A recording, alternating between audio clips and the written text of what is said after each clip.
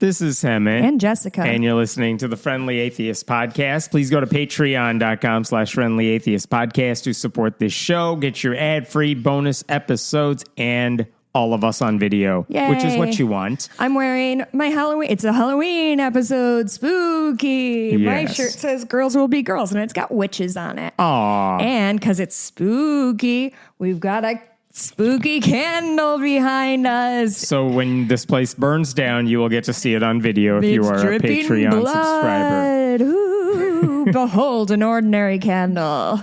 How are you doing? I'm good. All the stories happened in the past 24 hours, and I feel like I'm in a mad dash to try to make it make sense for today. That's fun. So I figured let us start with Arkansas. Great. Here's the rundown of where we're at with the Ten Commandments case in Arkansas. Is that okay? donor? It'll make sense. Don't worry. All right. Here is what happened in Arkansas, okay? Yeah, hit me. They already passed a law requiring basically every public school, every institution of higher learning, every government facility, you have to display a copy of the Ten Commandments. They don't even need a disclaimer saying there's any historical relevance to it. Not even the 10 commandments. Nothing. So all similar laws were already struck down in Louisiana. This is more egregious. So a bunch of church-state separation groups filed a lawsuit. They represented families who send their kids to elementary schools, high schools, whatever. And in August, a judge said, yeah, you basically are making a good point. School's about to start, so I'm going to issue a preliminary injunction. Those districts affected by the lawsuit cannot put up the Ten Commandments posters. The law said... And this was limited to something like 4 schools. A handful of districts.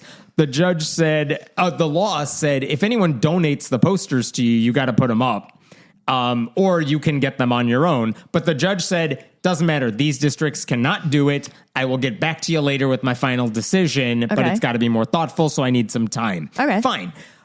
Since that time, all those injunctions were directed at K through 12 public schools. Okay. Right? And until the law is fully ruled unconstitutional, there's nothing really stopping the, I think, 11 colleges and universities, the public ones in Arkansas, from putting up the posters or the government buildings because they haven't been sued yet. Right? Sure. Now, in recent months... Wait, you said this is Arkansas? Yeah, this is Arkansas. Jesus. Now, in recent months... Another school district said, we're going to put them up anyway. Oh. And the church-state separation group said, hey, judge, what is up with this district? They're doing exactly the thing you said these districts could not do, but a different one wants to try it now. Guess what? We have a parent who sends their kids to that district. Can we add them to this lawsuit? And the judge said, yup. Hey, other district, you can't do it either.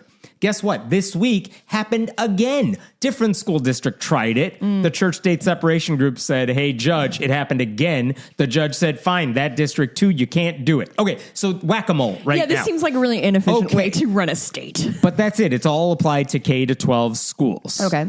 Here's what happened more recently. The University of Arkansas in Fayetteville, they decided this month, early October, this is what they said in a press release. The university recently received about 500 donated posters of the Ten Commandments and is beginning to install the posters in university buildings and facilities as required under basically that Ten Commandments law. Okay. In their minds, if I'm given the best case scenario for the administrators at this school, they were like, shit, someone donated the posters. What do we do? The law says we have to put them up. No judge has said don't do it. So I guess we're stuck and we have to put them up. Okay. Even if by putting them up, someone may sue us over it. Right. That's their bad position. But they're like, you know what? We're not going to fight this right now. We'll put up the posters. Okay. So that is what they did this month. They announced it. The posters are up all around the school. Perfect. Now, there is a guy named Andy. And GPAs have gone up campus-wide. 100%. Now, there's a guy named Andy Kinslow who is a graduate of Fayetteville. He now runs like an architecture and design firm. It's a big one in Tulsa, Oklahoma, your favorite place. He runs an architecture firm. As far as I could tell from Googling this guy, the firm is really impressive. They put together some like very cool designs of what buildings should look like. They've done a lot of work. It's a big firm. They do a lot of shit. Sure. This guy graduated from that school and he's like, I owe them a lot. So he's been funding for years scholarships at the school. Specifically, he has one scholarship for their School of Architecture and Design. It's called the Diversity Award for Design Excellence, and it's given to a rising, second year student or beyond, a rising student who demonstrates commitment to diversity and inclusion. That's worth about $1,500 a year. Okay. He gives a second scholarship, just an interior design scholarship valued at $1,000 per year. They're not crazy sums of money, but Sure. it's not nothing. Right. Oh, and also he appreciates the school so much, he apparently left them in his will. Wow. So, I don't know how much money that will be in the future, but it's probably not nothing. You know what I Yeah. mean? So this guy has a fond appreciation for the school that allowed him to become the designer and architect he is today. Good for him. There's a media outlet called the Arkansas Advocate, and they just published a story this week saying that after Fayetteville put up these 10 Commandments posters, this guy, Andy Kinslow, heard about it, and he's like, what the hell is going on at my school? And these quotations from Kinslow in that article, they're wild. Okay, I'm reading some of this article. As a very strong believer of separation in church and state, Kinslow said he was angry to learn about the posters. Kinslow, who grew up in Arkansas but now calls Oklahoma home, he said he was already contemplating ending his financial support of the university after being told one of his scholarships that referenced diversity needed to be modified to comply with state and federal law. Really? Learning about the 10 Commandments posters was the tipping point that made him decide to pull both of his scholarships from the Fay Jones School of Architecture and Design and remove the department from his will. And he said, quote, why would I give money to an institution that is not fighting this law when there are lots of other places that the money could go that would be appreciated? Yeah. Kinslow said the law, which feels like, quote, someone trying to impose their belief system on everyone else, represents, quote, religious overstep into public institutions that should be there to serve everyone and not just their interests. He said, I'm very proud to have gone to the University of Arkansas, but I'm really saddened that this is happening. Wow, good for him. I feel like we normally hear this story from the other side of I heard they brought in one of them queer kids. We're not going to give him the thing anymore. I heard the school was trying to educate students and that violates everything I wanted. I hate it. Yeah, I mean, I did reach out to this guy for further comment. I wanted to know more about his thought process. I didn't get a response yet, but yeah, see if you can leave and put us in as well. Right? There you go. Alternative. But he's doing, I think, this is what any donor in a similar position ought to be doing, which is withholding donations to any school if they comply with Trump's edicts or they cave to right-wing politicians. It's not enough to complain about it. You have to kick these schools in the pocketbooks. Yep. Administrators will never learn otherwise because that's the only thing that influences them. I will also say that same article mentioned a totally different story involving a student at the college named Nathan Gray, who is trying to organize in-person teach-ins so that professors and students who know this stuff can educate the school about why the law about the 10 Commandments is unconstitutional. Dang. Good for him. Awesome. Job creator. Yes. So what's happening there, though, it's not about some posters or a scholarship application. It shows you what happens when a university decides, do we stand for principle or are we just going to kowtow to political intimidation? And if this school says, you know what, we'd rather go with what Sarah Huckabee Sanders wants instead of what's good for our students, then that's complicity. Oh, yeah. And so this donor is saying, fine, then I don't want to support you. You decide what's more important, right? I mean, the money or caving to her. I mean, at least he had the courage to walk away. I hope others join. Yeah. And yes, that is too bad for the students who might have benefited because they didn't do anything to deserve this. This whole thing is too bad for the students. But yeah, this is what the school wants. This is too bad for the students. This is what the school wanted. It's not vindictive what he's doing. This is visionary. No. He is calling on others to stop rewarding religious ideologues. Yeah. And universities are supposed to defend Enlightenment values against religious dogma. This one doesn't want to do it, so they don't deserve his donation. And I appreciate that he's doing it. Yeah. I mean, it just truly goes to tell you, like, how money talks in this country. Yeah. Disappointing, but that is the reality of how universities work. that we live in. And also, like, I don't know, like, how many kids are going to lose out on education? And this isn't the dude's fault. This is the state's fault, Sarah Huckabee Sanders' fault. That, like, yeah, it's always the students who suffer. It's always those who need financial aid who suffer. It's always the people who, like, needed this to get them to the next rung of their life who suffer. And it's not the rich people who suffer. Right. So kudos to the donor in this case, Andy Kinslow, and may others follow in his footsteps. Patreon.com/friendlyatheist podcast. Andy, love to hear from you. I made my pitch for why he should put us in a will. We will see if he responds. Okay, fingers crossed. Totally different story. This one is I laughed the entire way through and none of it's funny, but I have that sense of humor. There you go. Okay, 16 years. Heaven's got a pretty wacky sense of humor. By I don't know if you've heard, he's random. Oh, yeah. It's so funny that it's, this is a lawsuit. That's a horrible, horrible thing. And everything about the main character in this story is just laughable. Okay. Great. For 16 years, a guy named Paul Ostapa, he worked as an HVAC tech in New York. And the company he worked for, it's called Train US, Trane. But I guess they're a huge HVAC company. They do a lot of stuff. They have a lot of branches, a lot of people who are going to work on your home and fix up the stuff you need fixed. So this guy worked for them for like 16 years. And apparently they made his life a living hell in 2022 because guess what they did? Made him put his pronouns in his email. Ooh, so close. Yeah? They hired a woman. That was it. Yeah. They hired an HVAC. That's it. They hired an HVAC tech who was a woman in his department. And this guy, who is a Southern Baptist, he tells his boss, like, well, I can't be on service calls with her by myself because, lady parts. Where are we? New Jersey, you said? Latham, New York. New York. Yeah. And basically he says, my Christian faith tells me I cannot be left alone with a woman who isn't my wife, which is known as the Billy Graham rule. And also, what part of the Bible is that from, do you think? That's from, I assume, Leviticus, where all bad things stem from. With the but basically, and such. The Billy Graham rule, which is like so many things associated with Billy Graham, didn't age well. Horrible idea wrapped in Christianity. Yep. This guy basically wanted to avoid her for probably one of a few reasons.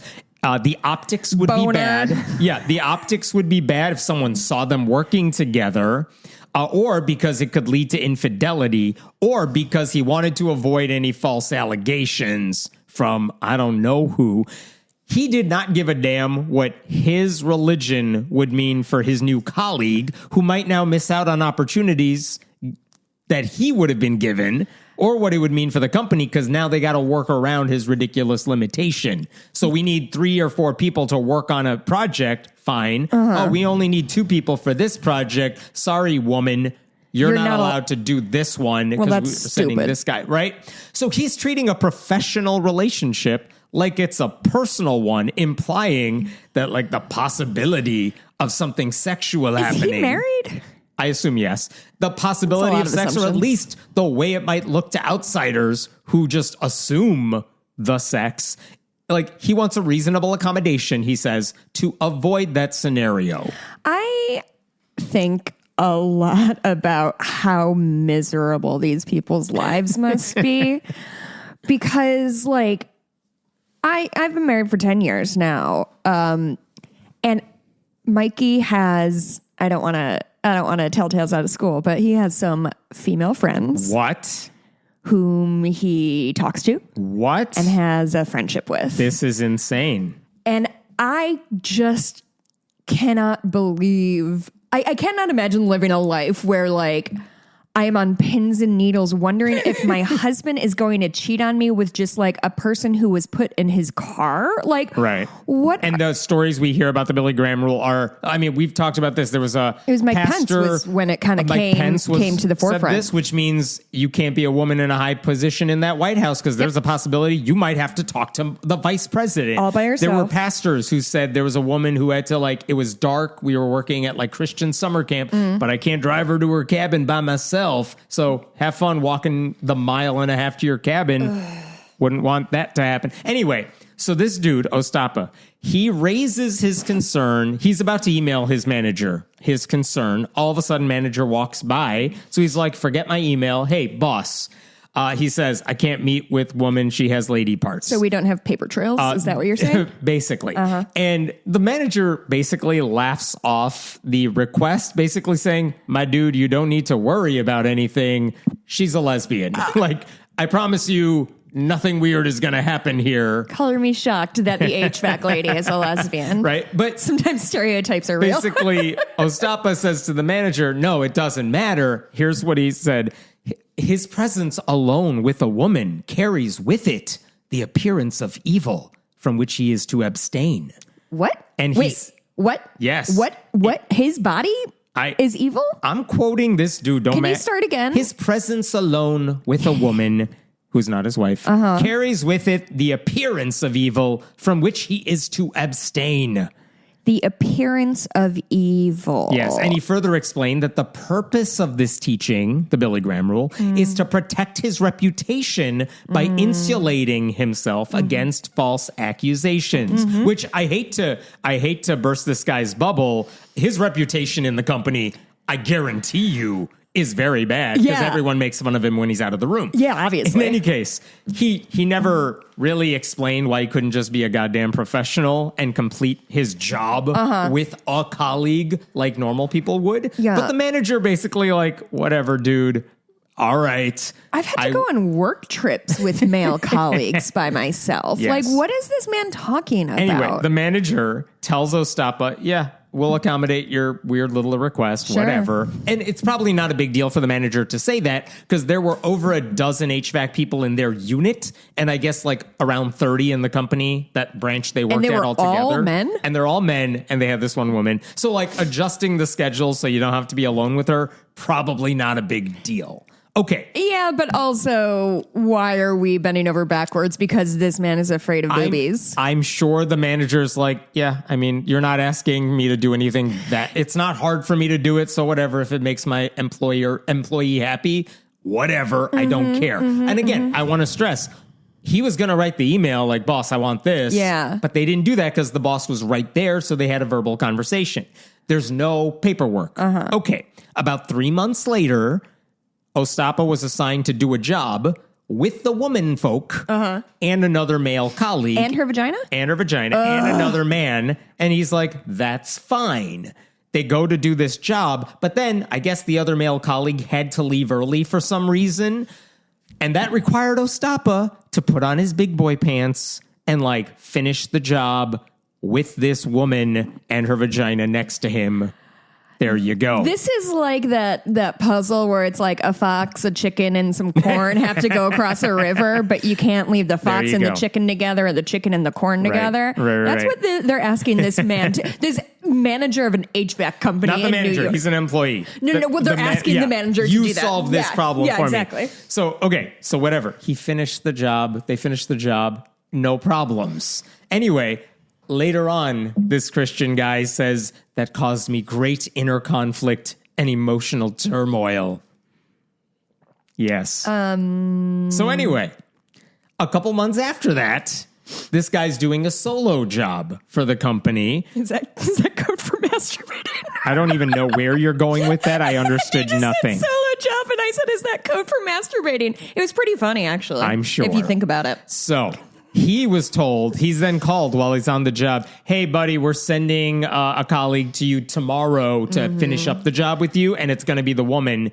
And he tells the dispatcher, oh, no, she has girl cooties. I can't work with her by myself. And so the company's like, I'm the dispatcher. Like, what do you want from me?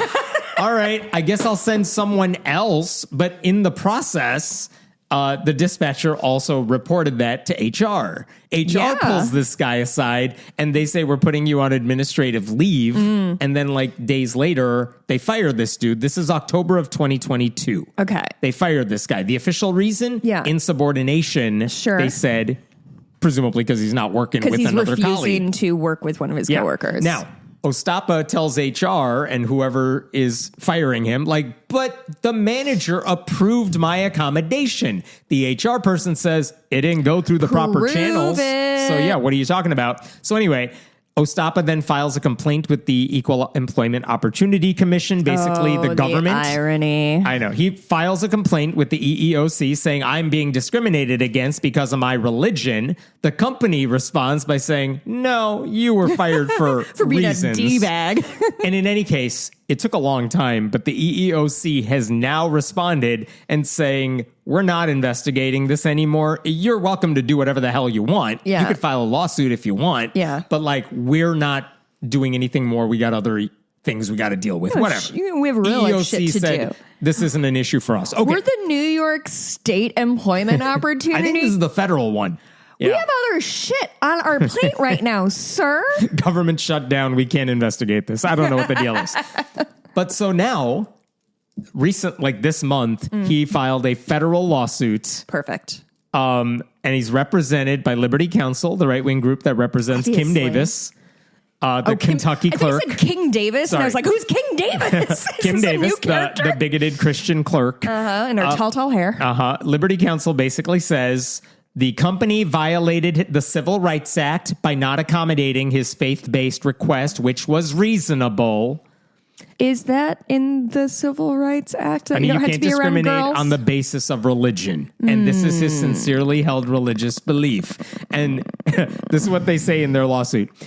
The company subjected Paul to adverse employment actions and a hostile work environment, including interrogation and harassment, forced abrupt administrative leave, and termination of his employment. They also say what you're describing are consequences for his poor behavior. Yeah. They also say the company violated New York State human rights law. And so they want the court. This is like when creationists use science to like prove their point. Like you can't pretend civil rights are bullshit and then hide behind them when you're like, my Fifi's hurt. Yeah. You can't play by the rules of this game because you have decided you don't want to play this game. But the Liberty Counsel says this guy should get his old job back. He should get back pay for 3 years. 3 years? I mean, that's how long it's been happening. Plus damages and legal costs and all that. Now, Religion News Service wrote an article about this lawsuit, and they pointed out, we honestly don't know how this will end up because we've seen what the Supreme Court has done. We've seen how other courts have dealt with this. But they said most legal disputes over religious accommodations, such as the case of a postal worker who objected to working on Sundays for religious reasons. Oh, that was the night that Hemant and I got in the biggest fight we've ever gotten, and people hated it. That's right. But the article said cases like that hinge on determining the line between a reasonable accommodation and a hardship. And in 2023, the Supreme Court ruled in the postal worker's favor. They said he wasn't asking for a lot. You could have done it for him. Which was my stance, and I don't feel great congrats. That the you Supreme and Clarence Court Thomas are one and the same. Side. I hate that. They also pointed out in this article, in 2013, the Iowa Supreme Court ruled that a male dentist had not violated discrimination laws when he fired a female assistant at the urging of his wife. Because the dentist and the assistant had been texting, which professionally, I assume, and the wife saw that as a threat. So the dentist fired that woman. And the Iowa justices said, it's not the gender that's the issue here. It's that their friendship is at issue. So he wasn't discriminating against her. I don't know. Well, that's one of the dumbest things I've ever heard of. Iowa, what are you guys doing? Anyway. Iowa, come on, boys. So the point is, the question here is, when this guy asked for a religious accommodation, like, I don't want to work alone with this woman, was that an unfair burden on the HVAC company? The company says, yeah, it was unreasonable to ask us this. And that's kind of the issue. The courts, there's no clear line for what's a hardship and what's not. And the entire saga just reminds you of how corrosive the Billy Graham rule can be when it goes from a pulpit where I don't care what you do, set whatever rules you want, to a workplace, because it basically sanctions gender-based discrimination, and it's elevating this one dude's fragile sense of virtue above a woman's right to work as a human being. And the fact that his request was based on his religion shouldn't take away from the fact that this woman was subject to his religious rules. Yeah. Like, she was affected by his delusions. If it's just, I don't want to eat this lunch with everybody because my religion says I can't eat this food. Yeah, that's fine. That affects you. You just step away. That's fine. We're not firing you over that.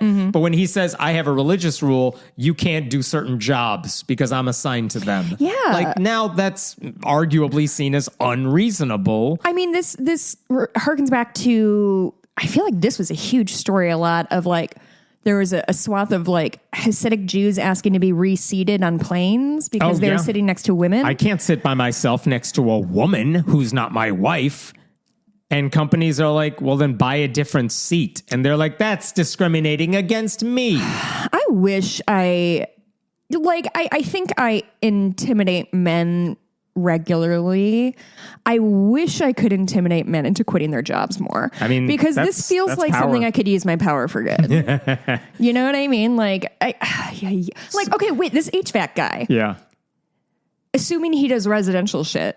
He actually does corporate shit and not going to random people's houses. So he's working for, like, if they're fixing up things in companies, buildings, things like that. What if I am a CEO? Because I have an MBA. This is my new character. I'm in the corner office and my HVAC doesn't work. I know a lot about HVAC. The air conditioner isn't working because of floor. That's the extent of your HVAC knowledge. Nailed it. What happens if he comes into my office and has to fix something? Do I have to leave my office? Ooh, good question. Thank you. I don't know. Didn't come up in the lawsuit. Also, probably he doesn't encounter a lot of women CEOs because there are very few women CEOs. Hey. There you go. Like, if this guy... Hey, Hammett, just a really quick problem. What the fuck is wrong with men? What is going on with men? Different podcast. Are y'all okay? Because it does not sound like... This doesn't even harken back to, like, old-timey shit. I mean, I guess it's, like, very Victorian that women couldn't walk around the city by themselves. I guess is a pretty Victorian gender role. If this guy can't work with a qualified colleague because of her gender, the problem is him. Yeah. Not the company for refusing to accommodate him, is what I would think. But we'll see what the judge says. He's probably going to get famous like that Kennedy guy. Or Kim Davis. Ugh, and her hair. Why do I focus on her hair? It doesn't matter, Jessica. Anyway, that's... Someone's judgy. Yeah, true. That's correct. I am judgy. I got to be. This is just such a wild way to move through the world to me. It is. You know what I mean? Because you're raising points, which is, if this guy goes through the world, he's going to be alone. Like, what if he's alone in an elevator? Yeah. What if, like, truly, what if he's taking an elevator up to get out of my elevator? Take the stairs to the 20th floor, bitch. Like, yeah.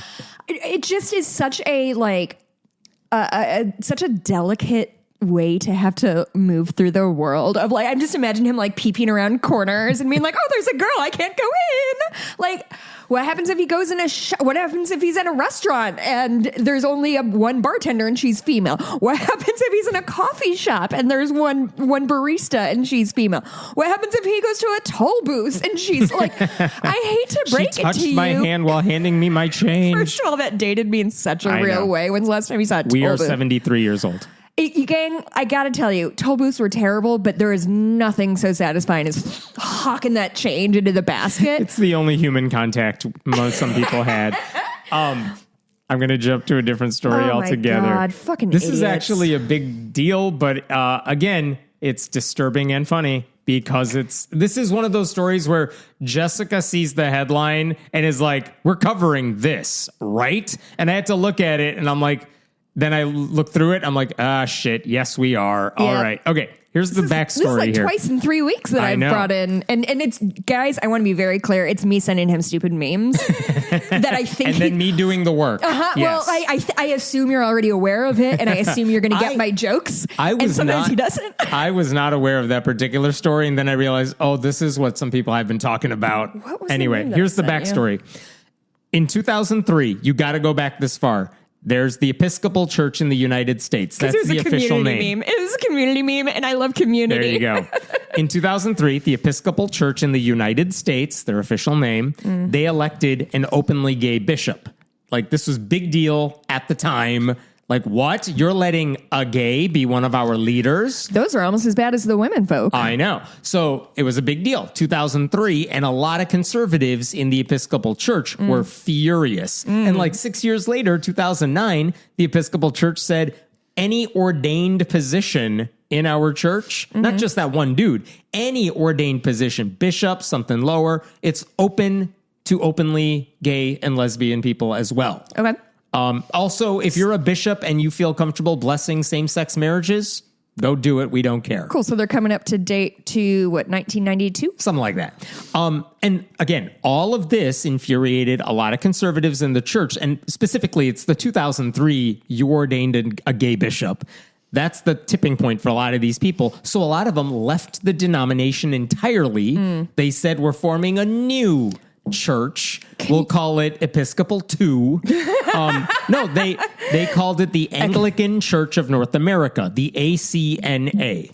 And this new denomination... Are Anglicans under the... Church of England? It's connected. That's the official, Anglican church some people think of. Thank Don't you for ask for saying specifics. That because I was going to say the exact wrong thing, there and you I go. appreciate so you the saving ACNA, Anglican Church in North America, has over 1,000 congregations and 128,000 members.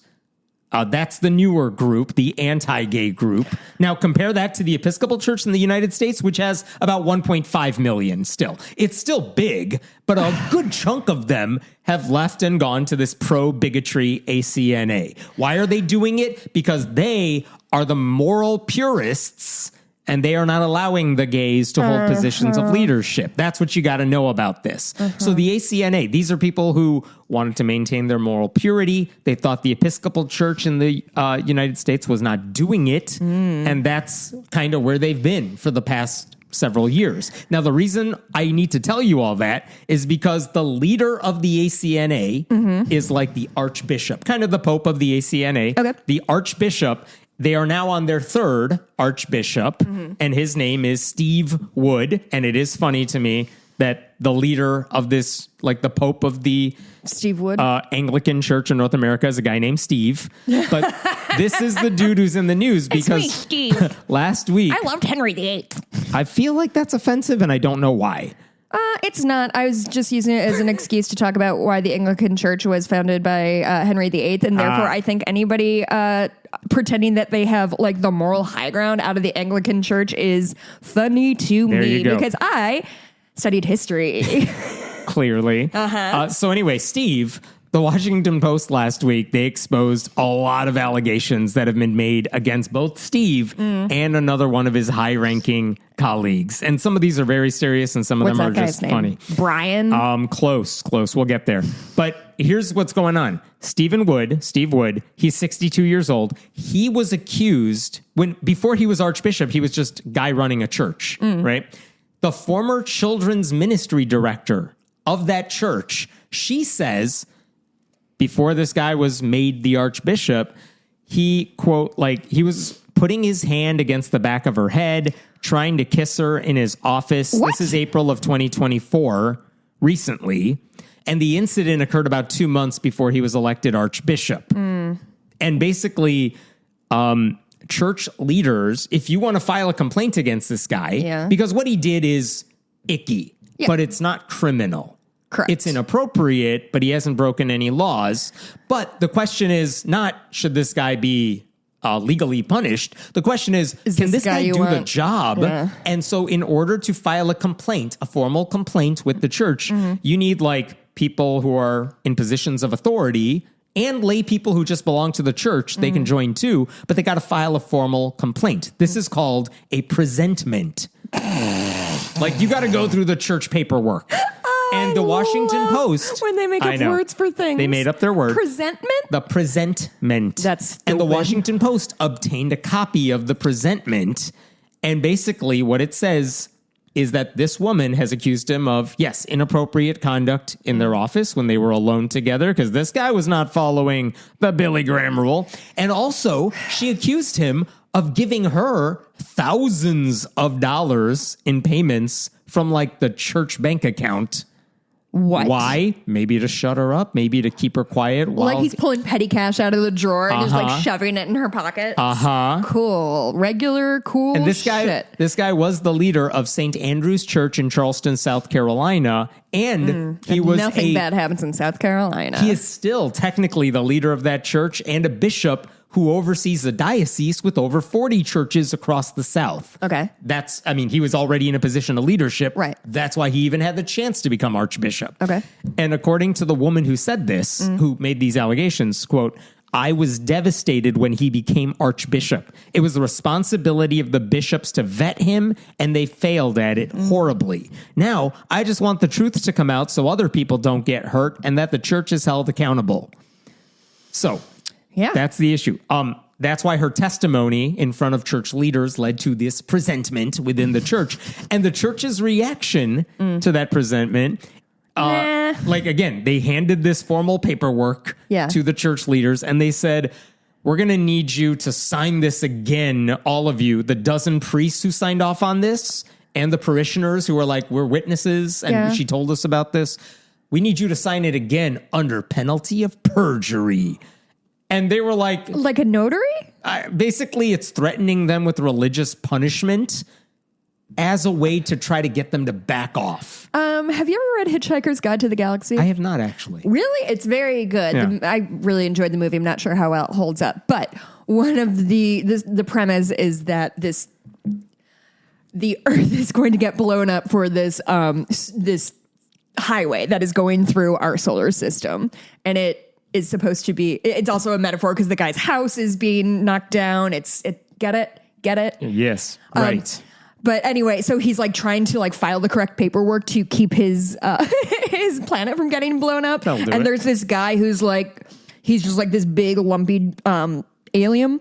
And he is just like, first you have to sign this in triplicate, and then you have to do that, and you have to submit that to that person. And like, if you do anything wrong. And that's literally what these people are doing. I don't know that guy's name. The church is like, hey, this isn't a weird thing. We make everyone sign paperwork under penalty of perjury. And the people filing this is just a really this chill thing that we do. Yeah, everyone else is like, no, you don't. I don't know what the real thing is there, but that's interesting. So they're like, we'll take it seriously as long as we can hold it over you.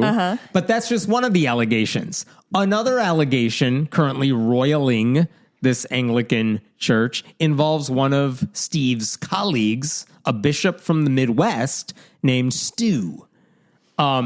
He was accused of letting men with, quote, histories of violence or sexual misconduct, of hiring them anyway, holding leadership positions in the diocese, and mishandling allegations of abuse. And again, these may not be legal crimes in the real world, but it does go to challenge the idea that this guy's judgment doesn't befit the position that he's in. Right. So they filed a complaint against this guy, too. It's almost like leaders should be held to a higher moral standard than just not a criminal. So this guy had like a church trial. There were testimonies. It happened over Zoom.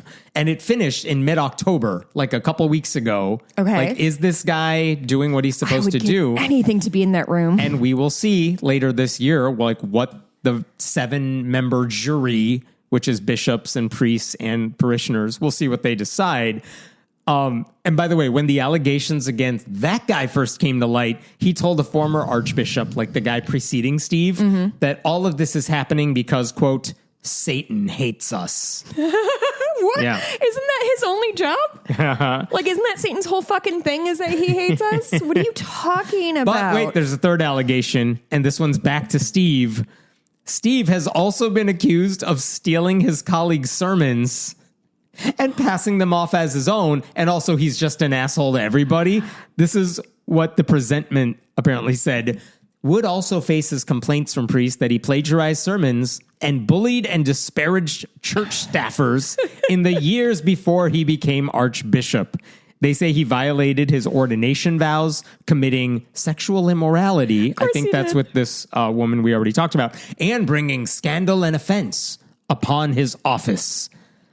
which brings me to the joke, the meme that you sent, which was a Daily Beast headline. What did it say? Archbishop accused of being sex abusing sermon plagiarist. Yes. And the meme I sent is from Community, where the thing is Britta says, I can excuse racism, but I draw the line at animal cruelty. And this is, I can excuse sex abuse, but I draw the line at plagiarism, which is inherently very funny. Yes. So the ACNA, in response to that, the Daily Beast reporters, they said, look, everything Steve is being accused of happened before he was archbishop, as if that makes anything better.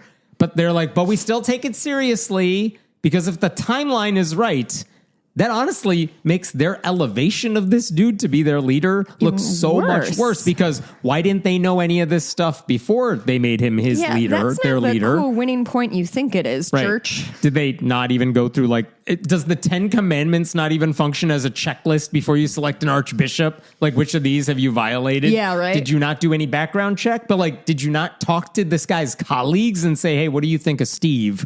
No one did that? Because apparently some of them knew that he was not a great dude. Huh. I don't know. So it doesn't make him look what great. What does he have on them, do you think? I don't know. Or is he just, and I don't know, is he just like super charismatic and they're like, we need to get this guy up because he's going to do I good watched things. this guy talk on video. What's his charisma and the rating? answer is no. He does not have Negative the 2 riz. charisma? Yeah. And by the way, the ACNA is also dealing with plenty of other allegations of clergy misconduct. In 2021, a mother alleged that the leader of one of these churches had abused her 9-year-old daughter. Jesus. And at least 9 other people have also made allegations of grooming or sexual misconduct against the same priest. So that, and by the way, since then, he's been convicted of felony sexual assault and felony child sexual assault. And he is a drag queen, right? I don't believe he is. Oh, interesting, because I heard they were the ones doing all this. More than 10 clergy and other lay leaders in the Midwest diocese have also been accused of misconduct. This is the diocese run by Stu, right? And another bishop. Stephen Stu. Yep, Stewart. And one ACNA bishop was basically kicked out in 2020. Why? He watched adult content. You can't watch porn, Bob. But everything else. And in 2024, there was another bishop who was ousted for inappropriate relationships with women. Oh, though so again, they do have some standards. Inappropriate does not necessarily mean abusive. So it's like, where are your standards? Porn? I have no clue. Like, if they caught him in the office, sure, but like, are they just like doing like looking at your cookies or whatever on your browser history and being like, there's Pornhub. No idea. We'll talk to Ryan Walters about that. And like, all of this would be disturbing news for any denomination, but it is kind of wild that it's happening in one that only exists because they believe homosexuality is an unforgivable sin. And this is what they're dealing with now. Well, at least he was molesting little girls, because if he was molesting little boys... Which person are we talking about? You're going to have to narrow it down, because not the Archbishop. But there's a member... There's basically a Me Too movement within the ACNA. It's called ACNA 2. But it helps survivors of abuse within this denomination. And one of the members of that group is a woman named Abby Nye. And what she said is all of these scandals reveal, quote, the rotten fruit of a denomination that refuses to take abuse seriously. There you go. She said a lot of these people left their former churches because they saw the ACNA as a haven. Instead of finding sanctuary, they often encounter church leaders who are unable to care for them. These churches do not understand the dynamics of abuse, and they are incredibly unsafe for wounded people. Yeah. So, I mean, what else do you expect? A denomination that proudly stood firm against its idea of sin apparently doesn't know how to confront obvious sin in its own sanctuaries. Well, at least they can get divorces. That was Henry VIII's big problem. By the way, I think there was news this week that the Anglican Church in the UK or whatever had appointed a woman to be like the Archbishop of Canterbury. Sorry if I'm getting the specifics wrong. Ironically, this denomination, the conservative denomination, they're fine with all that. Like, they're fine with women in positions of leadership. I love when they pick their little battles. As long as they're straight. Oh, as long as they're straight. I mean, gotta be. You gotta. All right, I'm moving on to a different story. This involves... Man, this shit's weird. This involves Indiana's Lieutenant Governor Micah Beckwith, who is Indiana. a Christian nationalist who we have talked about before. Just to remind you, again, Lieutenant Governor of Indiana, not a random dude, a guy in a big position of power. Indiana's the worst fucking state in the union. He has said the LGBTQ movement is operating out of a demonic playbook. Obviously. He said the 3/5 compromise was, quote, a good thing. I think he was saying the alternative was 0. So we're counting enslaved people as 3/5 of a person. So that's good. Buddy, that is not the W you think it is. He argued that his own election was a choice between godly boldness and the Jezebel spirit. Oh, that's me. He also argued that people who advocate for church-state separation are, quote, the LGBTQ community trying to support Hamas.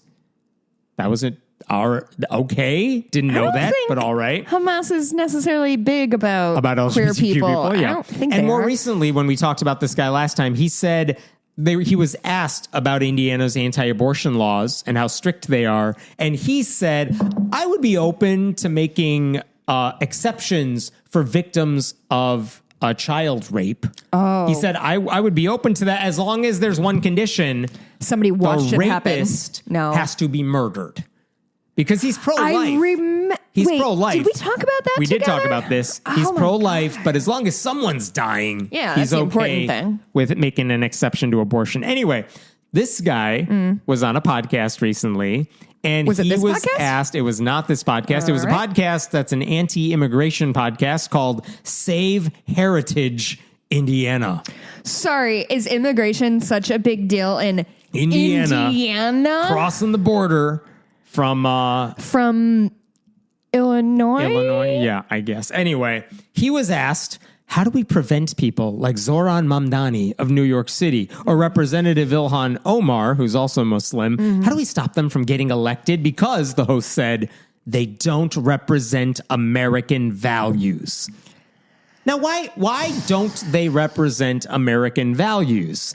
Because they believe women should have the right to vote? Yeah, I mean, this is what's weird. Like, if you want to say they don't represent American values, well, presumably, in the best case scenario, you're talking about progressive Democrats. Yeah. But there's several progressive Democrats. They're not talking about like Jamie Raskin or AOC. I'm sorry, are you tap dancing around whether or not they're racist? No, that's exactly it. Oh, okay. Like, they could have mentioned any number of progressive Democrats, but they went after the 2 brown Muslims. Yeah, dog, Right. they're racist. Obviously. I don't know what to tell you. Are you new here? Yeah, a mature, responsible official would have dismissed the premise of the question that they don't represent American values. You could have said something like, I disagree with them, but of course they're American. Like the John McCain line or whatever. Did you see the mayor of Chicago, Brandon Johnson? Yeah, what did he do? It was somebody being like a press conference, and the reporter was like, Trump asked for your report on illegals and blah, blah, like illegal immigrants, and where are we at on that? And he comes up at the podium like fucking like big shoulders out, like, okay, first of all, we're gonna fucking talk about this language before we do anything else. These are human beings. These are people who yada yada yada. Good. And he just like didn't even acknowledge the question. He's like,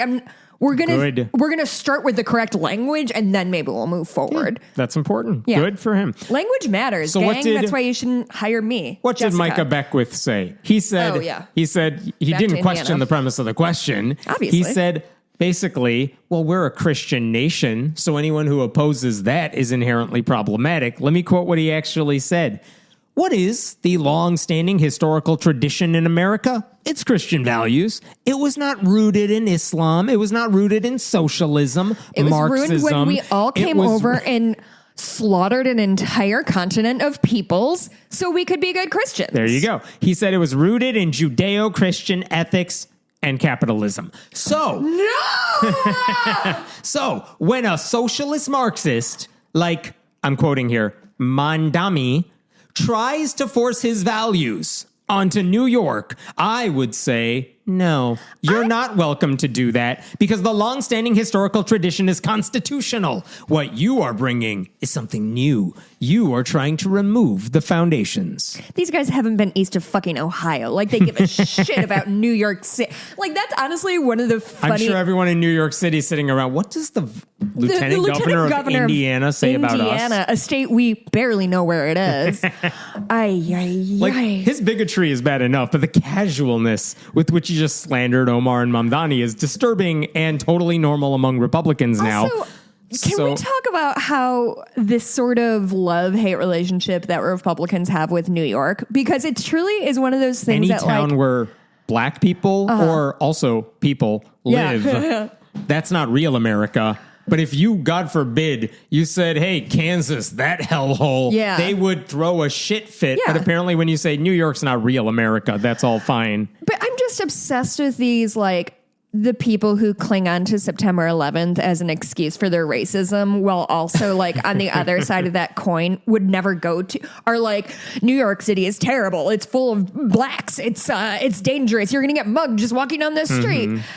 Or save it. Or is it like the heartbeat of America that the mean brown people attacked? Which one is it? Gavin Newsom has said many times over, we're funding the rest of all of your states. We make way more than we get back. That's true of basically every big blue state. Truly, the Republicans, the reason they keep getting in power is they're very good at lying. Yeah. Because fucking look back at the 20th century and you tell me... Mississippi is not driving this economy. Well, look back at, like...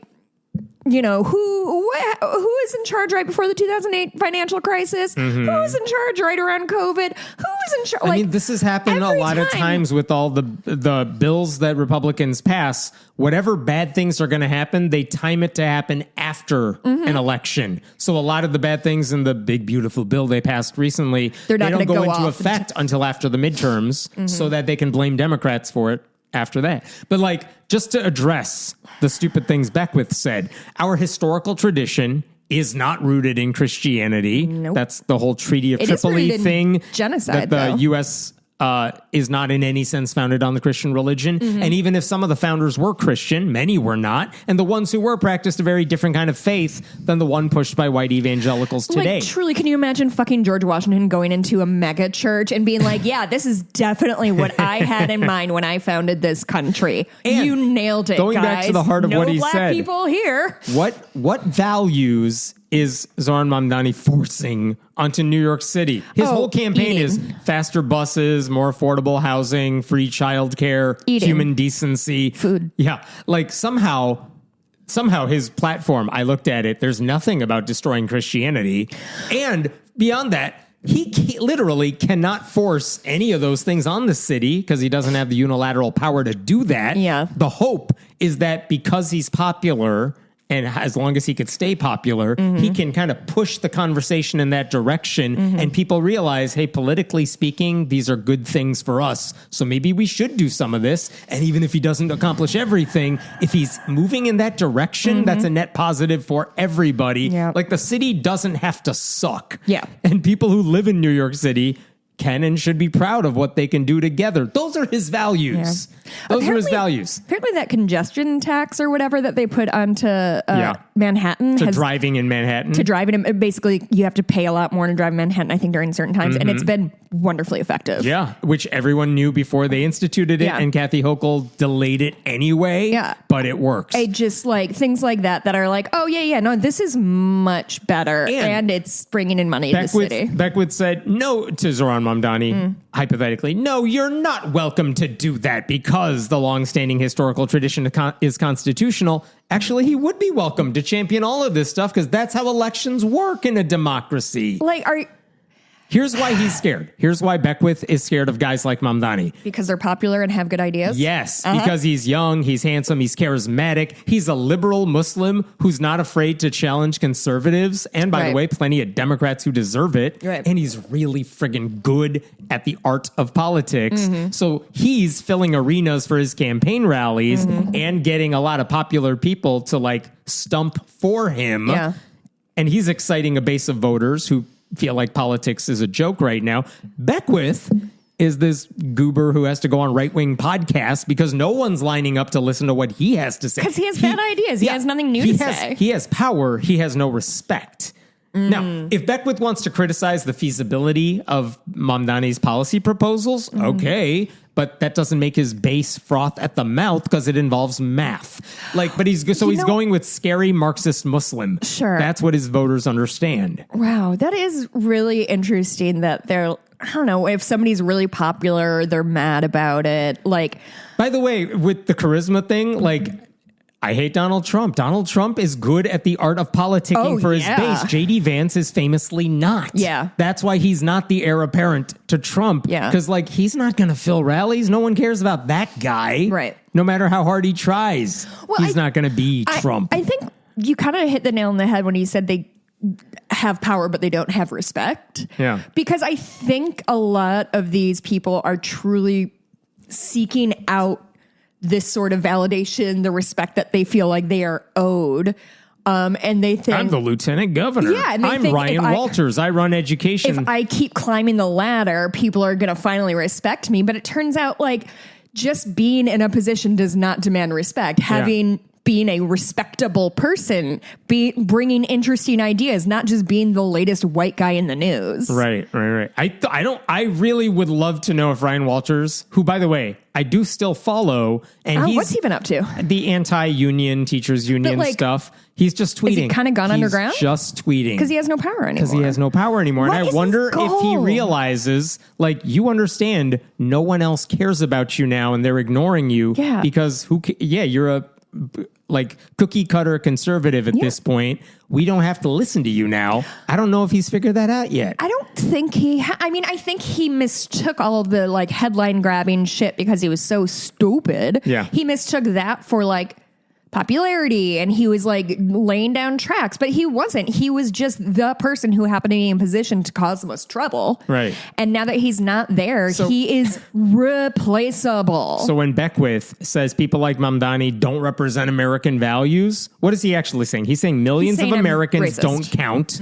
that their citizenship, their contributions, their presence, it's conditional. That's not patriotic. And someone with his brand of hate, they don't get to define American values for the rest of us. No, and again, they're always harking back to a time that didn't exist. Yeah, nostalgia for an America a thing that you're right, super didn't exist ever. And the Make America great again. Which time do you want to go back to exactly? And truly, when they talk about what I assume is what they're talking about is that post-war period in America where everybody, it was the first time people had a house and a yard. And also I think it's hysterical that somehow Republicans have built in that everybody has always worked a 9-to-5 job and had a home and had a husband with 2.2 children, yada, yada, yada. That's 2 generations old. That is so the idea of you're not being useful with your life. You do have a college degree, blah, blah, blah. It's you guys made this up 75 years ago. It has no sustainability. It was one generation that got to go to college for cheap, buy cheap houses, have a car, live a nice life. It was one generation that got to do that. And then the 80s happened and rich people were what if we're the only people who deserve rights? And I don't know. I just think when people are struggling with their life right now, and it's not this is the human condition. This is just what society has been for the last 75 years. Yeah. And 100 years ago, this is a different, it just is so wild to me that they pretend that this sort of this vision of Americana is anything further back than Norman Rockwell's 1950s painting. Yeah. They invented it. They invented that. And now they're everybody does it. This is the only way to be. It's stupid. And if you're struggling in this stupid capitalistic society, it's not your fault. It's a terrible way to be. I'm sorry. I don't know where that came from. It's been a rough couple of weeks. I will move on to a different story. Yeah. This one takes us to Colorado. A few months ago, a school named Riverstone Academy opened up outside Pueblo, Colorado, and the school describes itself as a tuition-free public school open to students in grades K through 5. Now, why do you have to say you're tuition free when you're a public school? I'm not sure. That is weird. But there are about 30 students currently enrolled because it's brand new. They don't have big numbers, whatever. But if you look at their website, one of the things they said, this is right on their only page of their website. Our unique program blends strong academics with classical values, hands-on trade-based learing, and a Christian foundation to help students grow in both knowledge and character. So when they posted, like, in August, when they said, hey, you can apply today, it also said Christian Foundation on their ad. And it's a public school? They said public school. And to that end, what they said, like, how is it a Christian value? Like, what are you pushing exactly? Also, what was it, classical values? Yeah, what does classical mean? That's always code for white people. So to that end, to the Christian values end, the school's website said, our classes use Master Books Social Studies curriculum and the Berean Builders Science curriculum, both of which are faith-based companies that usually make textbooks for homeschoolers. So it's like, if you actually cared about students learning about science and social studies, you would not go to this company. No. You would purchase books from reputable companies because they don't publish material specially designed for fundamentalists. The point is, if you say you're going to have a Christian foundation, it's an open question. Are you talking about, like, values of goodness? Or are you talking about a Christian faith-based indoctrination curriculum? And it, based on what you're using for social studies and science, sounds like you're going the indoctrination route. Okay. So it's weird.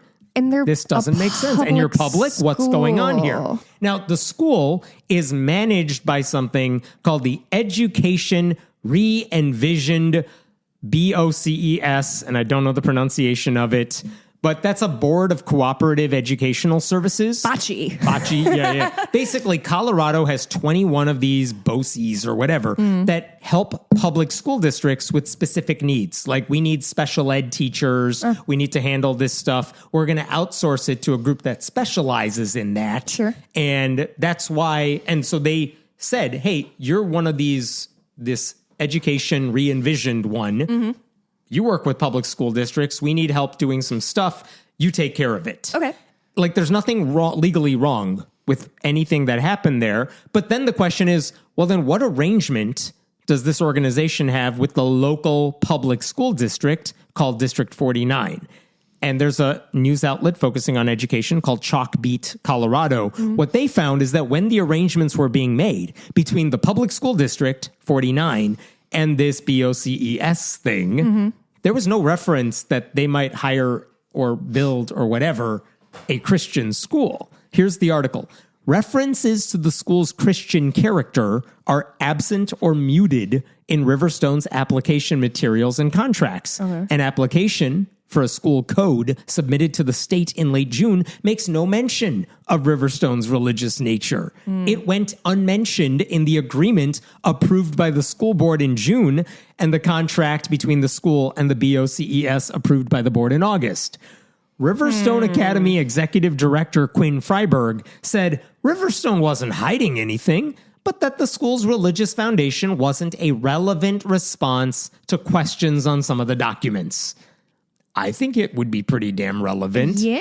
And the only time anyone found out this was a Christian school was when the head of Education Re-Envisioned BOCES, his name is Ken Witt, he was giving a presentation to the public school board talking about, here's what you're working with me and my organization here, and here's what we're going to do for you. He mentioned, we're opening Riverstone Academy, and he says this, it's in keeping with our mission of continuing to make certain that the programs that parents wish existed do exist. It is Colorado's first public Christian school, and we are happy to have that school open. What? And Colorado's first public Christian school?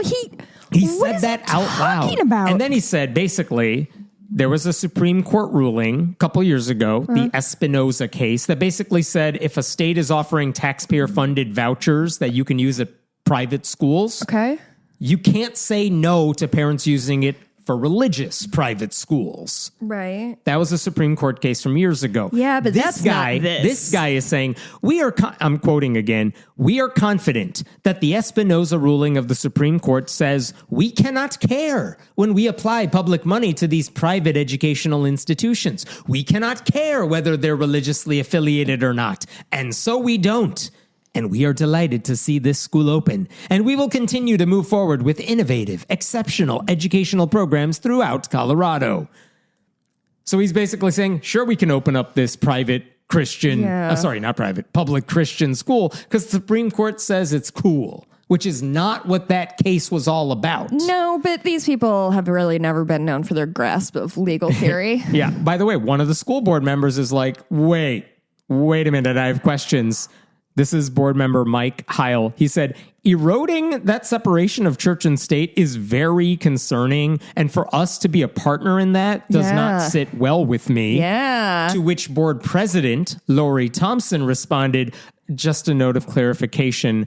Separation of church and state is not contained in the United States Constitution. Hold the phone. I think you're supposed to know what's in the Constitution if you're running a school board. So, I know this is convoluted, but here's where we're at. About 2 weeks ago, the Colorado Department of Education, this is a democratically run thing now, the Colorado Department of Education, they sent a letter to the head of the public school district, basically, and the head of Education Re-envisioned. And they said, hey, what the hell is going on here? We heard things and we're curious. Basically, the state's saying we're trying to get ahead of this because in October, public school districts have to report how many students are enrolled. That's how you get your money from the state because you're at a public school. You got to say, hey, this is how many kids we have in our district. The more students you have in the district, the more taxpayer-funded dollars you get. And the State Department of Education is basically saying, quote, we presume that District 49 will be submitting the students of Riverstone Academy in its 2025 October count and will be seeking full-time funding for those students. Which should be going to public schools. ... Our question is whether you believe the educational program offered by Riverstone Academy, which appears to be sectarian Christian, is eligible for funding under the law. Based on the publicly available information reviewed by us, the State Department of Education, any pupils that District 49 submits for funding from Riverstone Academy would not be eligible for funding because you're a Christian school, they're saying. So, like, you don't get to count them. Are we missing something here? That's what I'm wondering. That's what the state wanted to know. They're basically saying, we don't have any problem with you partnering with this organization, Education Re-envisioned. That happens all across the state. It is also possible that Education Re-envisioned can outsource the work they do to private organizations as long as they're delivering secular services to the public school district. But public money cannot be spent promoting religion. It seems like that's what you're doing. So can the two of you, the head of the school district and Education sit down in Re-envisioned, the room together? Can you tell us what's going on? So Ken Witt, the guy who runs Education Re-envisioned and is the guy who said at the board meeting, this is a public Christian school. He said, nothing shady is happening. My company, quote, did not and legally cannot discriminate against this school on account of its religious affiliation. And then he basically added a how dare you clause to his letter. Application of Colorado law to harm Riverstone Academy on account of its religious exercise, ... would be contrary to the superior requirements of the U.S. Constitution. ... Riverstone is a fully qualified school that should be funded. It's not. Education Re-envisioned did not and will not discriminate against Riverstone Academy due to their religious affiliation. Okay. The superintendent of the school district responded by saying, look, we're going to ask you for money for those Riverstone students, and it's between the state and that group. You guys figure, leave me out of this. Right now, they're part of our district, so I'm going to ask you to pay for them. But you guys decide if it's okay or not. And if you tell me it's not okay, then I won't include them. I'm just doing my job here. That's what the superintendent of the public school district says. Because he's like, why did I get dragged into this? We outsource to these groups. It's up to the groups. You guys figure it out. Okay, I'm sorry. I just need to take a step back because fuck what's going on. All right. So this school was built? This school was just built. Just built. And now, all of a sudden, they got a contract to work with a public school district. Okay. To handle some sort of work that the school district needs done. The school district doesn't do it directly. They work with one of these BOCES to take care of it. And that's fine. The BOCES says, yeah, and part of what we're doing is, hey, this school just got built.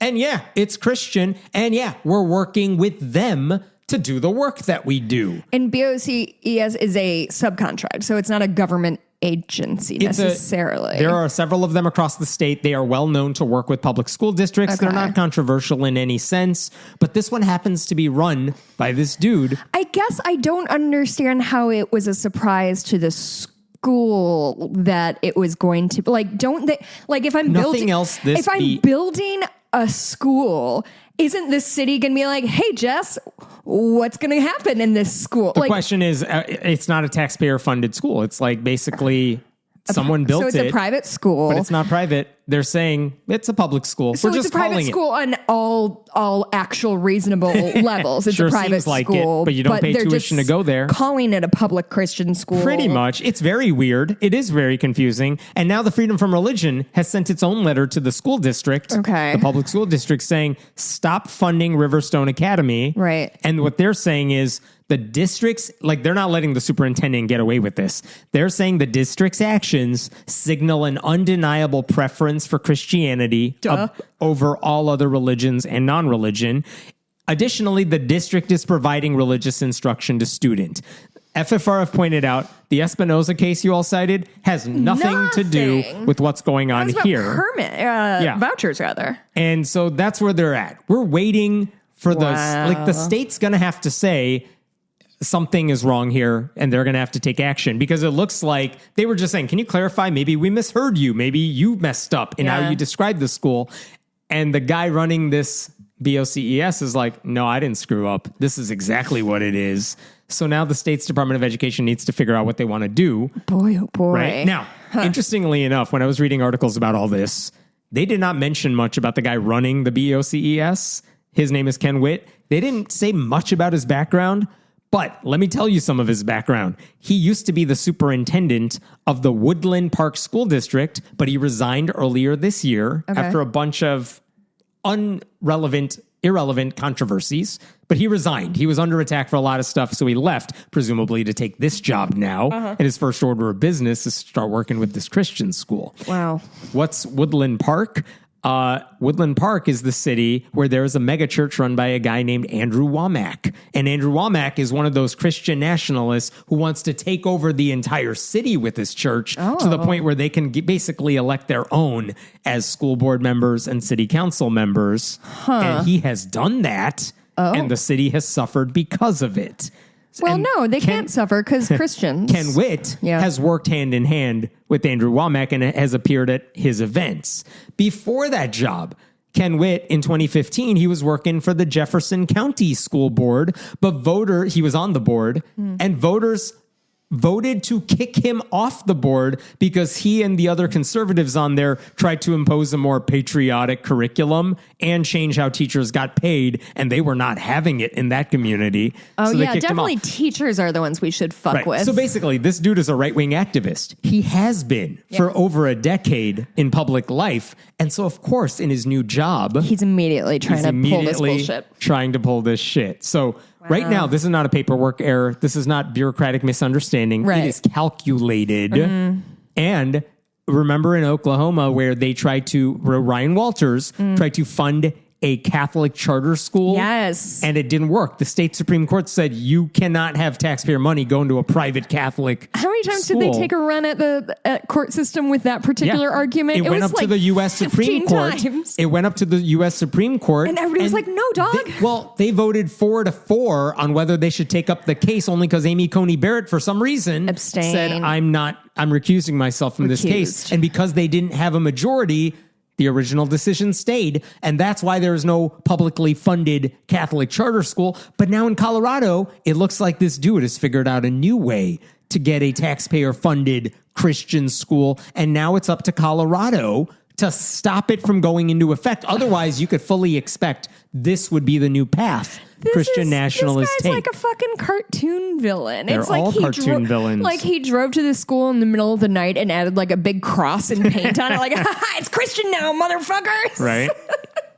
So, I mean, the public school system at its best is designed to unite diverse communities around shared civic ideals. And these people want to turn it into a vehicle for evangelism. Well, the point of the public school system is to create good citizens who will go forth and continue to do great work in the country. Yeah. They want to train, we should be training scientists and, you know, thought leaders about like all kinds of things. But instead we're like, what if we pretend that the 3/5 act was a good thing? I think that's going to get us where we need to go. Yeah. I'm actually surprised 30 people. I don't know who these parents are who signed their kids up for an experimental brand new school when there is what appears to be a perfectly fine public school district in your area. And if you want to send them to a private Christian school, okay, but you're not doing that either. Right. So I don't really know what parents are doing this or why they're doing it. Well, and I think there's also an argument to be made that like, and certainly the, what is it? Something United for the Separation of Church and State that has a lot of religious leaders, because when the state gets involved in religion, that's also really bad. Like, obviously, we're here always talking about why religion needs to stay out of politics for all of these demonstrable reasons. Like, they seem to not be able to keep their hands to themselves when they're in a room alone with a woman or, apparently, children. Sorry. Listen, the separation of church and state is good for the state and it's good for the church. They don't want the state in their business because, again, I think this all could be solved if we were like, hey, cool, fine, we're a Christian nation. Now you guys get together. Tell me what flavor of Christian we are. Uh-huh. Now you guys tell us. Like, you guys come to an agreement. Why don't you just vote on which Bible we're all using? Yeah, like you can't which even... they can't do. You can't even... Truly, you cannot even agree on a version of a book.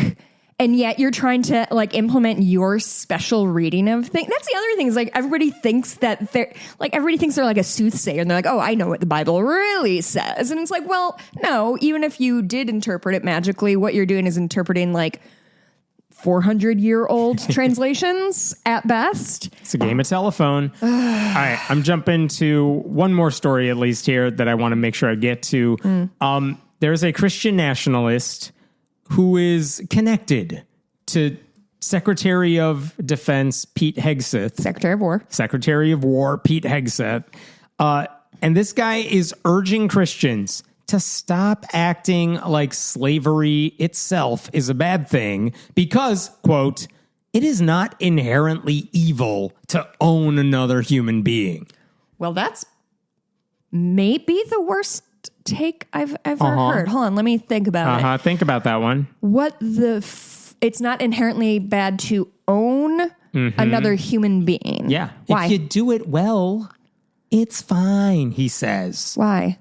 Yes, we'll get there. Oh. Here's the backstory. You know those, and walk with me here. Oh, boy. You know those Jubilee debates online where it's like it's popular on YouTube. It's one person versus like 20 others who disagree with them. Mehdi Hassan famously did it against like 20 MAGA crazies. Yeah.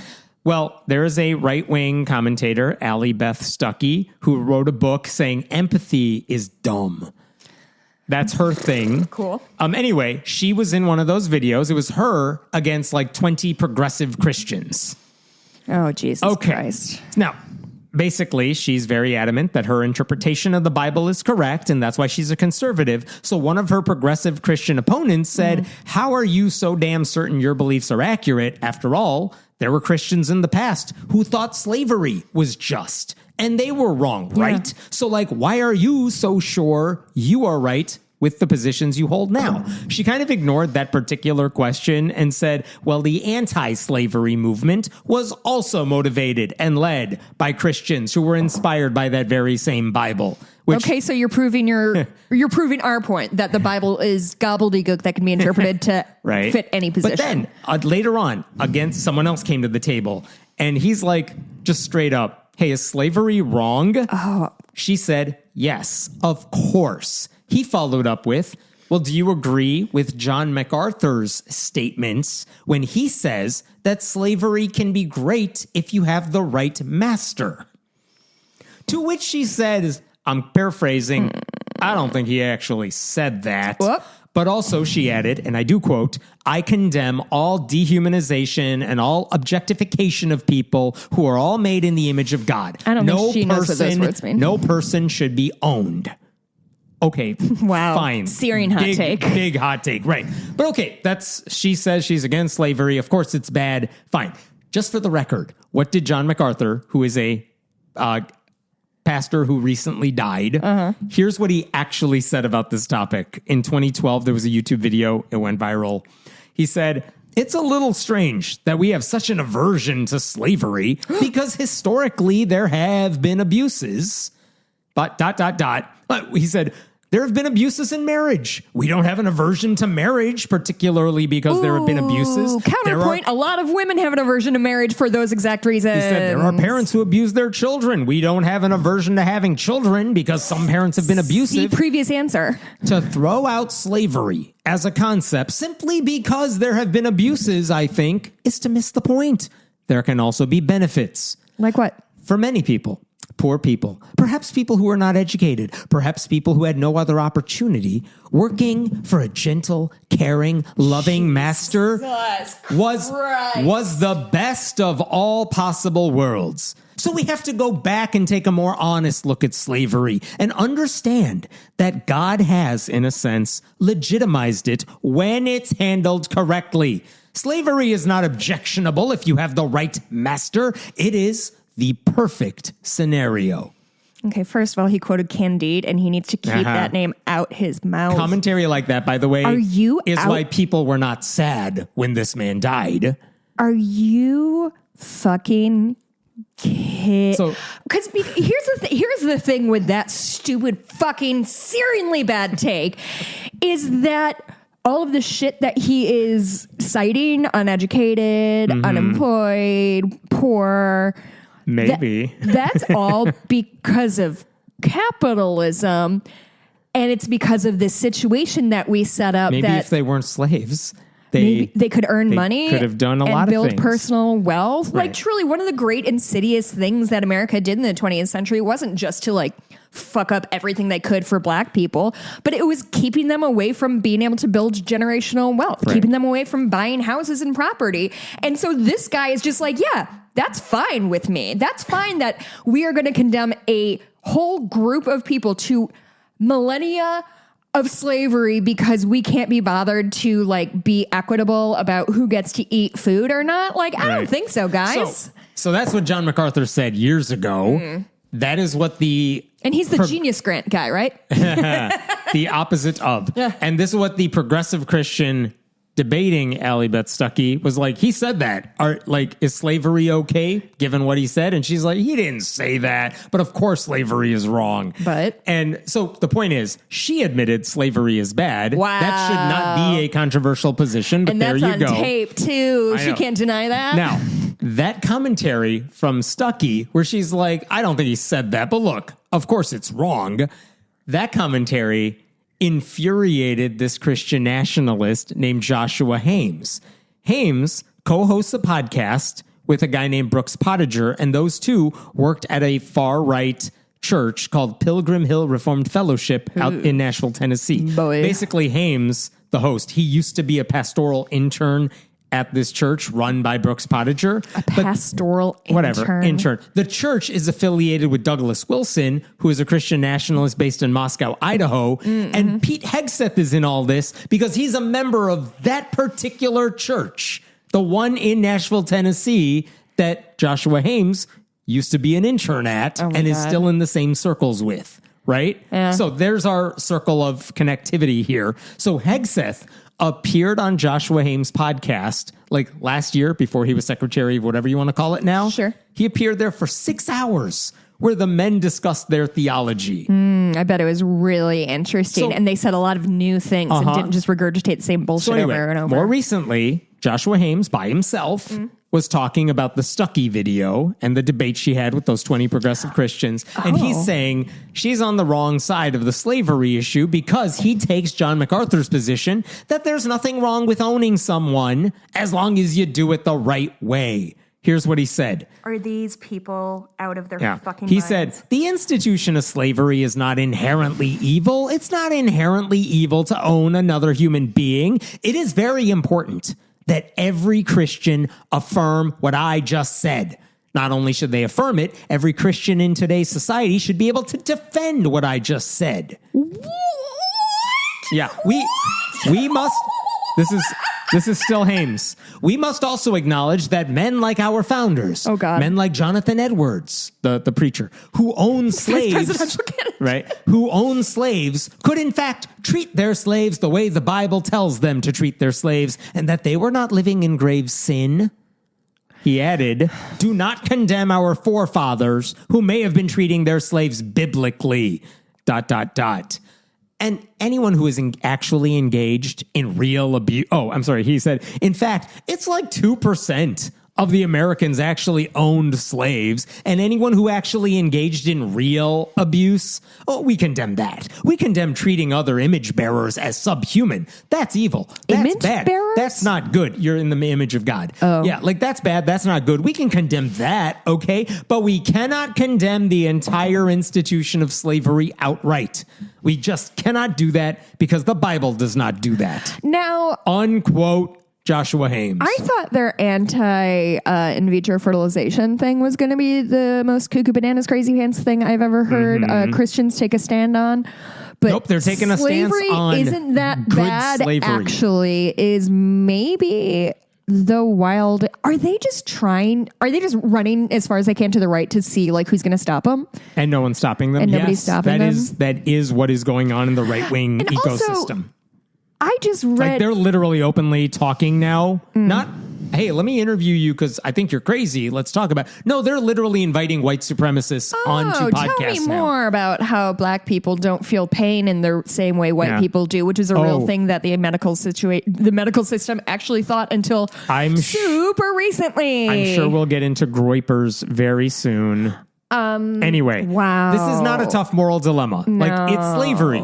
It is wrong. I just read... There's no good way to deprive another human being of their freedom. Like, isn't life, liberty, and the pursuit of happiness right there in the big white one? Men, right? Oh, yeah. It takes religion to convince people that something so obviously evil is both God-sanctioned and awesome when it's done the right way. I just read a story about two teenage boys who murdered the CEO of the company they worked for and it's been revealed that CEO was horribly abusive to his employees. Like he would withhold their paychecks and make them do push-ups. He would verbally abuse all this shit. And it's just that, like, if we can't trust, frankly, white dudes in power who in theory are like answering to the government and like should be overseen by people, if we can't trust them not to outwardly abuse the people who they pay to work for them, I am not entirely sure that we could trust white people who own other humans who have no legal rights or like... The best case scenario for what they're talking about is they didn't physically beat certain slaves. However, they still own them. They still deprive them of freedom. That's the good version of slavery these people are talking about. Like, this shit is such a them versus us thing, because these are honestly, these conservative people are so big on like good hard work sets you free and, you know, the good Christian work values and yada, yada, yada. But these are also the people who take multiple like fancy vacations a year and drive super and like God forbid they had to stay in their house for like 6 months during COVID times, and they absolutely fucking lost their mind about it because they don't work hard. They don't know how to work hard. They don't know how to sacrifice anything, but they expect us to always be able to sacrifice things. How come you can't afford rent? Why don't you work 3 jobs? Everybody should work 3 jobs. That's just the American way. And it's like, dude, if you work 2 5-day weeks in a row, you're out for a week. If Ted Cruz had to do 2 shifts at Taco Bell, he would like, they have no work ethic and no understanding of what, because even when they're like, oh, well, I work, 12 hours a day. It's like, well, okay, well, a lot of that is your lunch meetings and dinner meetings where you're sort of vaguely talking about business while you're at a strip club or whatever. I don't know if they still do that, but they definitely did in the past. Like, it's just such a, like, this idea of like work should be valued and work will set you free. Sorry, Nazi, it's not a, like, it's so on its face insincere. It's so obviously a bald-faced lie that it is like, you need to work hard so I don't have to. Like, it just is, these people think they're the kings. So this is one of many problems with Christian nationalism, which is that it uses the Bible to cover up their own moral decay. Yeah. If you think about the horror of slavery, which is what, the ultimate dehumanization, and you claim it's compatible with Christianity, that says more about your religion. Wait, aren't these the people who lost their mind because they thought children were being kidnapped into slavery? They pretended to care about that once. And then what happened? And they found out Trump was on the Epstein client list, and they're like, actually, slavery is cool. Yeah. So again, why am I bringing this up? Women in the Ukraine love not having their passports and living on some creep's yacht. They love it. You can argue that this dude is a nobody. He's some random podcaster on the right, except Pete Hegseth goes to this dude's church. They're in the same religious circles. You have to assume they all think this way. Yeah. And Hegseth has been like, he's the head of the armed forces, and he's basically admitted to leading a fundamentalist Christian crusade with everything he does. Yep. He doesn't have any integrity to believe with, but in any normal political world, he would have to answer for what someone from his church said and did, something like this. He would at least have to denounce it publicly and sever ties with the church. Remember the Obama church Reverend guy? Jeremiah Wright. Obama had to answer for things that the pastor said, even though the pastor wasn't off. But Obama the pastor did wasn't it. Speaking for Obama. And he wasn't speaking for Obama. But Pete Hegseth, no, as far as I can tell, not a single media outlet, because he kicked them all out of the Pentagon, has asked him about any of this stuff because nothing matters anymore. Well, because if anybody asked him, he would be, this is fascism 101. It's you get rid of any dissenters. It's not that fucking hard to see the playbook here. I'm just going to wrap up. This is a quick one. I just wanted to bring it to your attention. This was from the Associated Press.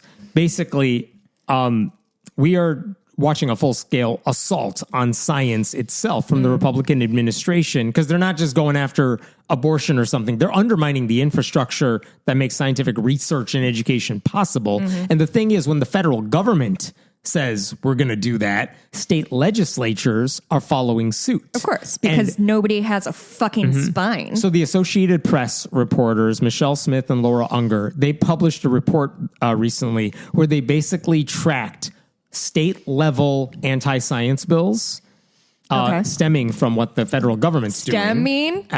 And what they found is that there were more than 420 anti-science bills chipping away at public health, public trust, the idea that facts should guide policy. And specifically, they said, well, just look at 3 areas where scientists are all pretty much on the same page, but Republicans are not. Specifically, should we ban fluoride in drinking water? But that's a good thing because fluoride prevents you from getting cavities.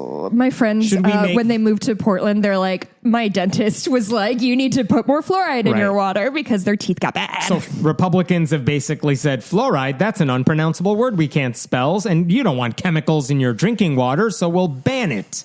And it's like, that's bad for public health, though. Super bad. Another one, should vaccines be optional?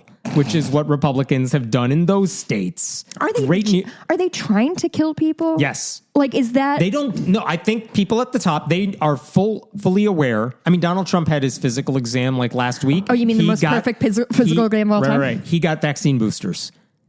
Right. Really? He got his flu shot. He got his COVID booster shot. But they all know this is good for them.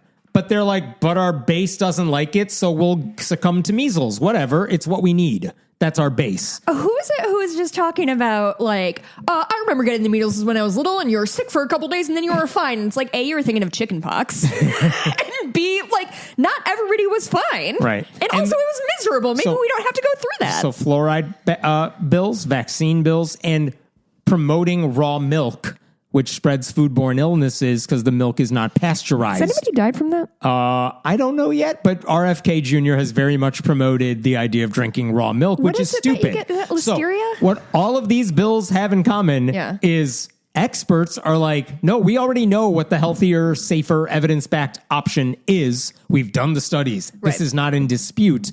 But right-wing conspiracy theorists, and maybe some liberal ones too, they're... Horseshoe theory, baby! There's these conspiracy theories are backed by mostly conservatives who don't give a shit about science, and they think they're smarter than the people who've been studying this stuff their entire lives. Correct. And what the Associated Press found is like, look, in some cases... introducing a bill is a symbolic thing, and it doesn't matter because it's not going to pass. You can campaign on it. Right. But the AP said around 30 bills have been enacted or adopted in 12 states. And more could follow. And what they did is they searched legislation from 2025 in every state. They analyzed more than 1,000 bills, and they searched specifically for those 3 areas. And they found anti-vax bills. Those are the most common. Of course. 350 of those. Anti-vaxxers have been cuckoo bananas from the jump, but boy, the last 5 years have been rough. And there have been 70 bills to roll back access to fluoride in water or make it easier to sell or consume raw milk. Why is raw milk the thing? Like, we always talk about a right-wing trend of being like 10 commandments in public schools. Yeah, the raw milk one. This is so much worse in some ways because these bills are part of a deliberate campaign to dismantle anything's concept of truth. Yeah. Like, there's no body count high enough that is going to stop conservatives from doing this because some of these people, not all, but some, they're so convinced they're experts in everything. The AP talked to an Indiana Republican representative, Bruce Borders. He sponsored 2 pieces of anti-vax legislation. Here's what he said. This is my favorite part of the entire article. Borders, who owns an insurance company and works as an Elvis impersonator... He said, this guy's writing the laws. He said he's driven by concerns. Stop it. He's driven by concerns about his grandson, who he believes developed autism after getting vaccinated, though there's no credible scientific evidence that's possible. He said these bills are not anti-science and that he respects doctors, but believes some medical questions deserve more scrutiny. I've done tons of research on this issue because of my grandson, Borders said. I would say that my study on these issues would equal that of many people in the medical field. Unquote. Now, nobody loves to diagnose people with myriad mental health issues than me. I do fancy myself a very talented armchair psychiatrist. But Jesus fucking Christ. Yeah, this guy thinks his Googling is on par with scientists who have spent decades studying vaccinations. And at that point, the problem is not a disagreement on vaccines. It's that this guy does not know what research is. But Republicans have just turned science into a boogeyman. Do you think this is just because of the internet? Like, is it the internet that put this, that we all have access, in theory, we all have access to the same information? It's that the right wing has a very good propaganda amplifying network. So they will air the dumbest people saying the dumbest things with total confidence. And it's easy if you just show people that over and over. Yeah. Some idiots will believe that stuff, and there's no amount of reason that will talk them out of it, unless maybe something happens to them. But as long as it's happening to other people, none of these people care. Well, and it even can happen to a certain number of them. There's obviously a number of people within their own group they're willing to sacrifice, Herman Cain. Right. Remember his slow smile? Yep. Creepy. Those were the days. Creepy. But the sad part is the reason this stuff matters is because this involves public health, which is why if they do this shit, if they're not getting vaccinated, it hurts all of us. That's how public health operates. That's how diseases work.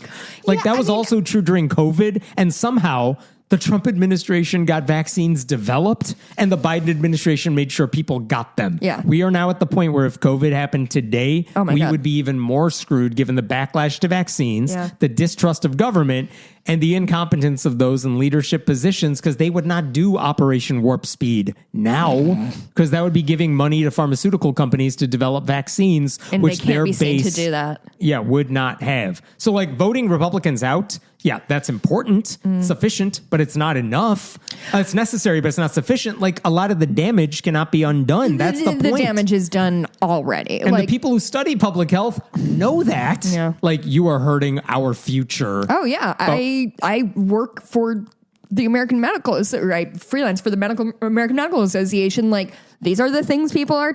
And what's interesting is like these people are running around doing this dumb bullshit, whereas I just listened to this or transcribed this thing about how hospital systems on the west side of Chicago, where there's there's a bunch of like hospitals there. They are working on making sure they're hiring local. And like a certain number of people in the local zip code have to be hired there because they realize that they were not like serving the community. They are working with their community to like get laundry local to work, because what they realized was like health is not just whether or not you can breathe right? Health is being able to prosper and know where your next meal is coming from and having work that is meaningful in some way and profitable for you. They realize health is your whole community. It's not just you. Whereas the GOP, Republicans, people on the right live their life like it's a zero-sum game. They live their life that like, if it's not mine, you're going to have it. And that's unacceptable to me. As opposed to like, I think probably if we put our resources together, we could all be living a pretty good life. Could be. And maybe people wouldn't be, starving to death in the most prosperous country in history. Like we can't even take care of our own. And it's just this sort of, it's me against the world attitude is how we're going to die. It just is. It's the reason dudes run around in gigantic fucking pickup trucks. Cause they're literally like, if I get in a car accident, I won't die. I mean, who cares what happens to you? Truly. Like when I was younger, I got a Mini Cooper and people were like, aren't you worried you're going to like, if you get hit, you're going to die. And I'm like, well, what? I'm sorry. Is the alternative to drive around in a tank? Like I want a small car. I don't need a giant one. I don't need other people to definitely die if I get in a car accident. That's not how I live my life. It's insane. These people are out of their fucking minds. What are we talking about in the bonus? Apparently House of Dynamite. Yeah, I watched it. It was good. We'll talk. I got a thing right in trivia and I want to brag about it. I wrote fights. I don't know what that means. We're going to fight in the bonus. Apparently. And you know what I would like to talk on the bonus is what kind of additional bonus content we can put out now that we have this video element. So I would like to see if we have any ideas there. If anybody has ideas, they can let us know. Leave your reviews for the podcast if you can. Go to patreon.com/friendlyatheistpodcast. And I did ordered stickers. I ordered 50 thinking that was enough. Gang, it's not enough. It's going to take me. She's going to get many more. It's going to take me a minute to get these out, but I'm doing my best. And I bought a sheet of label stickers so I don't have to handwrite them. And that way it'll probably be more likely to get to people's houses. Nice. All right, all. We'll see you next week. Have a good one. Happy Halloween. Bye. Bye.